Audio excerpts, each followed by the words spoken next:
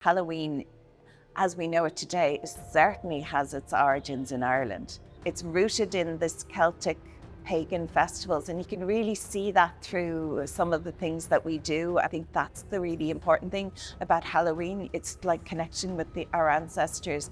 Ireland is a Celtic country, so our Celtic ancestors are very close to us. You've got a mix of the Celts, the Celtic deities and their way of life and their rituals and their religion followed the seasons. It's a Celtic New Year because they start their year now. First 6 months where the season was darkness. So now you're at the end of the lit period, and some of our traditions like a bonfire, it's kind of like bringing light into the darkness and defying the fact that, that humankind has to survive in the darkness.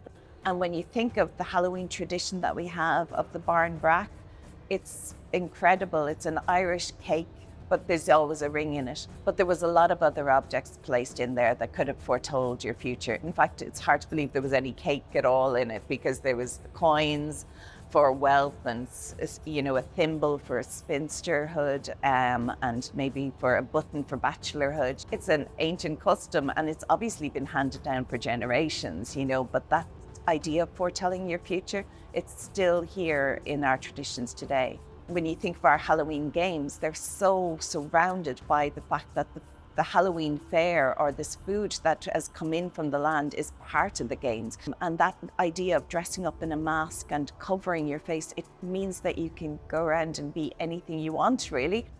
And it gives a lot of freedom to be anyone else, and you kind of can get up to mischief. And Halloween night was often known as mischief night. So first off, you're out there with your mask and you're scaring people. Could have been made of anything. They could have been made of skin. And we have one that's made out of like a rabbit skin. Pretty terrifying and pretty awful. You would not want to meet somebody on a dark road wearing this mask. So masking is very much a strong tradition. I think that's certainly an Irish tradition that's going back to much more Celtic times and our Celtic ancestors.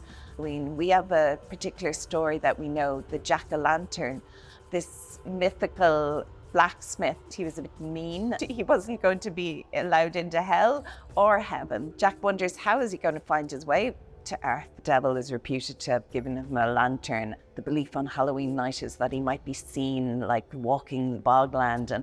And of course, if you know that story, then you want to scare people and you'll make your own lantern. And the way to make a lantern in the past was to use turnips. The belief is that Irish emigrants would have gone to North America and they would have actually found it easier to carve other vegetables out there. And the idea now that we have pumpkin farmers in Ireland growing fields of pumpkins just for Halloween, it's like a total turnaround. I know the Puka Festival is really transformed into a massive event based on that kind of the Puka, but also on that sense of fires and deities and different, gods that the Celts would have looked to. And the idea of wearing headdresses and disguising yourself.